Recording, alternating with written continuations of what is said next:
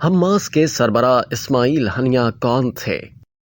فلسطین کے سابق وزیر اعظم اور حماس کے سیاسی ونگ کے سربراہ اسماعیل ہنیہ کو ایران کے دارالحکومت تہران میں اسرائیلی حملے میں شہید کر دیا گیا۔ اسماعیل ہنیہ ایرانی صدر کی تقریب حلف برداری میں شرکت کے لیے تہران میں موجود تھے، تب ان کی قیام گاہ پر حملہ کیا گیا۔ اسماعیل ہنیہ ایک فلسطینی سیاستدان، حماس کے سیاسی شعبے کے سربراہ اور 10ویں فلسطینی حکومت کے وزیر اعظم تھے۔ وہ حماس کے سیاسی سربراہ اور حماس کے پولیٹیکل بیورو کے چیئرمین تھے۔ 2017 میں انہیں خالد مشعل کی جگہ حماس کا سیاسی سربراہ مقرر کیا گیا تھا اور 2023 سے وہ قطر میں قیام پذیر تھے۔ اسماعیل ہنیہ 1988 میں حماس کے قیام کے وقت ایک نوجوان بانی رکن کی حیثیت سے شامل ہوئے تھے۔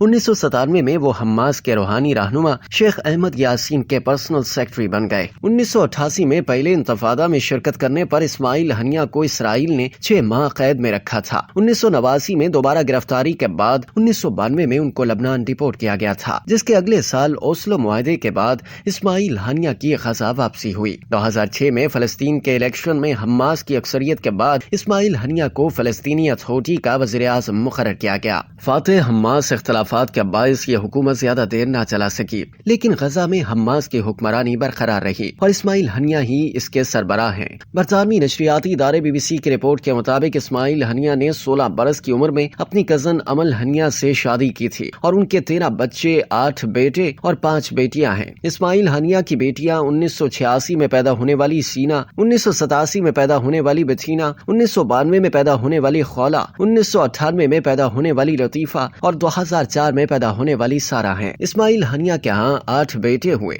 عبدالسلام 1981 میں پیدا ہوئے، حمام 1983 میں، وسام 1984 میں، معاذ 1985 میں، عاد 1994 میں، حازم 1994 میں پیدا ہوئے اور اسرائیلی حملے میں مارے گئے۔ عامر 1995 میں پیدا ہوئے اور ایک اسرائیلی حملے میں مارے گئے، اور محمد 1996 میں پیدا ہوئے اور وہ بھی ایک اسرائیلی حملے میں مارے گئے۔ اپریل سال 2024 کے دوسرے ہفتے میں اسماعیل ہنیہ کے بیٹے اور پوتے پوتیاں غزہ میں ایک فضائی حملے میں مارے گئے تھے۔ اسماعیل کے 3 بیٹے حازم، عامر اور محمد اپنے چھوٹے بچوں کے ساتھ رمضان کے اختتام پر مغربی غزہ میں شاطی نامی مہاجر کیمپ کی جانب ایک کار میں سفر کر رہے تھے۔ اسماعیل ہنیہ کے پوتے پوتیوں میں 3 بچیاں اور ایک بچہ شامل تھا۔